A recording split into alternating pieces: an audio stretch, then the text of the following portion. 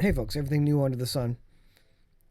A bit of a news update, and I want to say keep preparing, keep getting ready for the return of the Lord. Things are only going to get worse, and things don't happen quickly.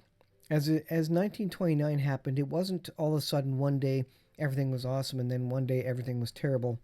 It was a building up of trouble in the economy, trouble in society, and really the worst of it was the time after 1929, the years after, 5 up to 10 years after that, where there were hardly any jobs to be found. The country, the United States, as an example, was in depression, and so it's not that minute or hour or 24-hour period where everything goes dark and then stuff comes back. It's that long period after, and I think that's what we're in for a slow burn of a lot of trouble. Now, what this means for anybody who is getting prepared for anything is that you can't just be prepared for 24, 48 hours. You need to be prepared for 5 years.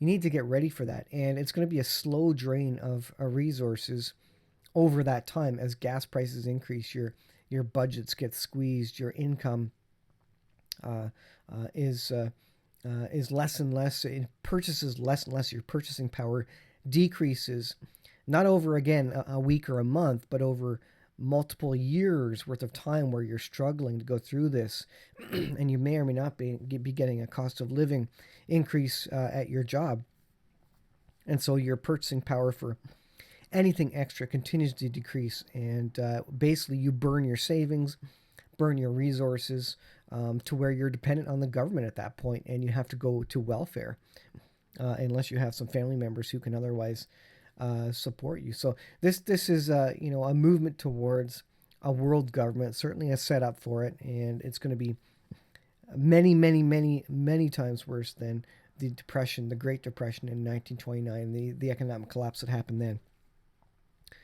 Back in that day, people had gardens. People weren't all in cities. People knew how to work hard, and they were used to living with less, anyways, less conveniences certainly, not and no electricity, no cell phones and electronics like we know them today. Certainly, so they were much more used to dealing with shortages, much smaller variety of goods and services in your local area, and they were also more connected to their local communities. And so that's one thing you need to get used to. You need to get used to less. You need to find friends and family around your local area that are going to be able to support you, and you support them during hard times. So the times are hard. Prophetically, we are in the last seconds of the last days. I believe that, and I think everybody sees that since the start of the pandemic, where things have been getting worse and worse, and they're not getting better. And I said that from the beginning, that 2022 does not get worse; it only gets not does not get better; it only gets worse. We will not be going to back to normal.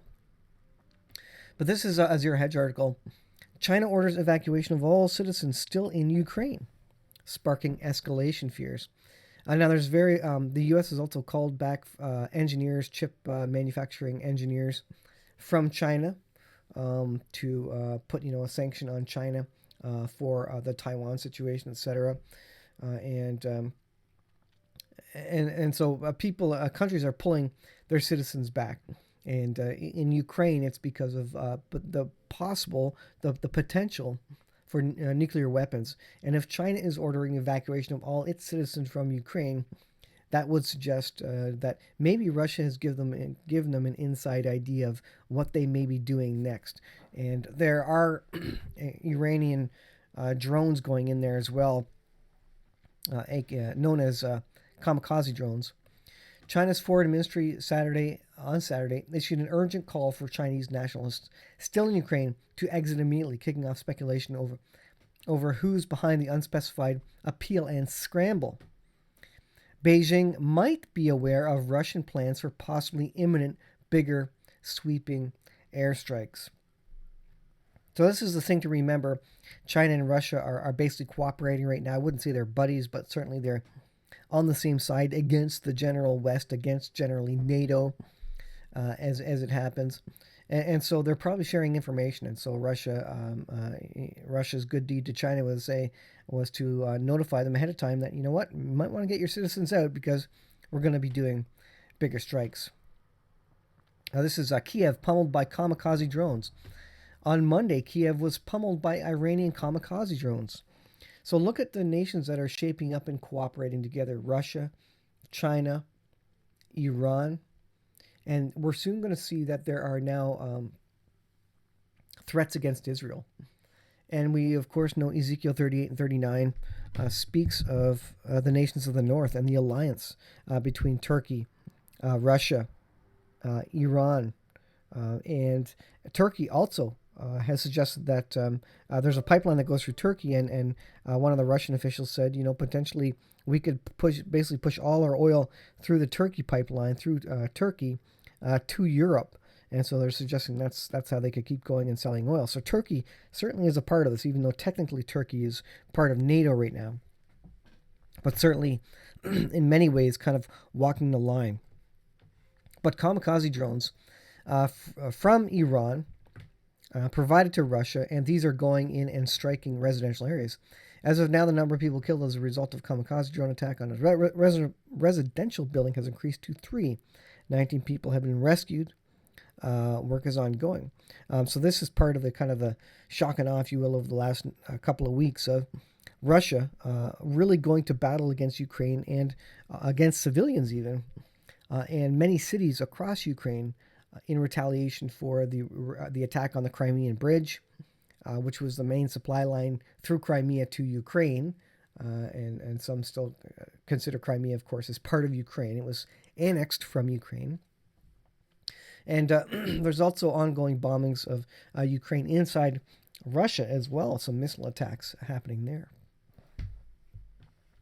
And, of course, we got NATO kicking off nuclear war games Monday.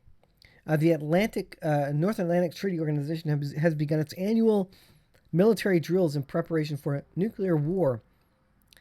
American B-52 bombers will be joined by advanced aircraft from other alliance members as they simulate a war of annihilation with Russia. They simulate a war of annihilation with Russia.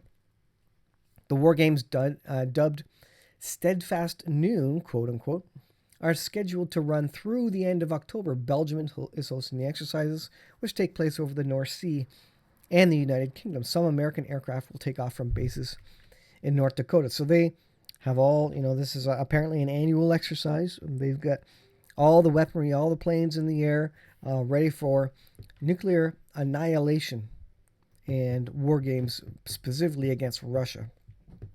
So interesting that this is just escalating. Now Israel, let's move to Israel. This is Medvedev of Russia. And Israel was suggesting that they might send arms to Ukraine or support Ukraine.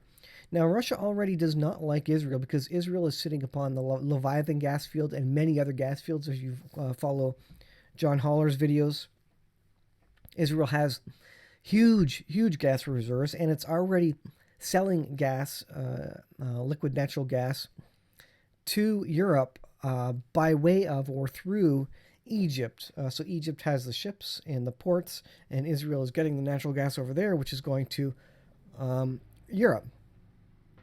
Now, because the transfer mechanisms aren't that robust, there's only so many LNP ships that can go back and forth. Israel, of course, can't sell as much as it would like to, and there certainly is no pipeline in the Mediterranean there to pipe it to Europe. And so there's a windup here where Israel could start bulk selling liquid natural gas and other petroleum to Europe. And of course, this gets in the crosshairs of Russia because that's what Russia does. Russia has has cornered the market on liquid natural gas to Europe. And if they don't have that cornered market, they have no leverage to hold back NATO, to hold to blackmail other countries and Ukraine, for the war. So Russia doesn't like that. If Israel has all the money, all the resources, and ability to ship to Europe and is selling it, again, that takes the blackmail away from Russia and takes a lot of their strength away. So Russia doesn't like Israel because Israel has lots of natural gas. All right. And so Medvedev comes out and suggests that, if Israel's interested in supporting Ukraine, well, there's going to be trouble. Israel arms shipments to Ukraine will destroy relationship with Russia. Now, there's already strained relationship in Syria as Israel continues to bomb in Syria, and there's direct communication between Russia and Israel there because Russia could set up its S-300, S-400 air defense systems and really block off the area to Israel. Now, Israel always has tricks up its sleeve for jamming those or getting around the radar, but suffice it to say that currently there is still agreement there that Israel can go and take care of business and Russia won't react too harshly. But that could be coming to an end if they continue here and if they support Ukraine directly. Former president of Russia, Dmitry Medvedev, said Monday afternoon that Israel seems to be going to supply weapons to the Kiev regime, calling a reckless move that will ruin relations with Russia. It will destroy all interstate relations between our countries. Medvedev, who is now deputy chairman of the Security Council of the Russian Federation, said, "I'm not talking about the fact that Bandera supporters were Nazis and remain so. Just look at the symbolism of their modern henchmen. If they are supplied with weapons, then it is time for Israel to declare Bandera and Shukshkiev their heroes." So I guess the main point is it's going to destroy relations between Israel and Russia. And Russia's going to maybe not allow Israel to do what they need to do in Syria. Maybe they will form an alliance with Turkey and Iran, since they are now buying Iranian drones, to march on Israel at some point in the future.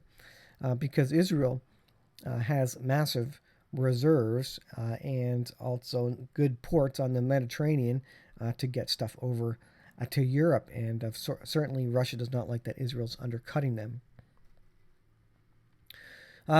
So I think that's what I want to relate there. Basically, this relationship, this Ezekiel 38 and 39 relationship that is coming into focus in Ukraine. Relationships are being built up. Russia's now buying Iranian drones. And they are in cooperation in large part with Turkey and Iran right now. But Turkey, because of of course, the oil pipelines, or natural gas pipelines rather. And so there's strong relationships there, and now this is a continuing on of World War III. We're in the middle of it. It's been happening covertly for a large part, but it could open up, and apparently China has some inside information that maybe something greater is going to start happening in Ukraine there as it relates to nuclear weapons, and nuclear weapons are, of course, pretty much a red line for European nations. They're buying iodine pills, nuclear radiation sickness pills. They're getting bunkers ready all across Europe. If you watch any other channel, Canadian Prepper channel, John Hall, or basically any of the prophecy guys, many people have spoken of this on YouTube. But this is ratcheting up. It's not going anywhere. I'll let those. There's lots of other great prepper channels who really dig into this a lot more, and I'll let those provide that information. But suffice it to say, things are heating up. It will not get better, and you need to prepare. And most of all, most importantly, you need to know Jesus Christ as your personal Lord and Savior. He came and died on a cross 2,000 years ago for my sin and your sin. He's coming again soon, but the Bible says things will get really bad. The four horsemen of the apocalypse ride, bringing famine, war, pestilence, and all sorts of trouble upon the earth. And we could be marching straight into that anytime now. Thanks for watching, folks. I'll leave it there. We'll see you in the next video.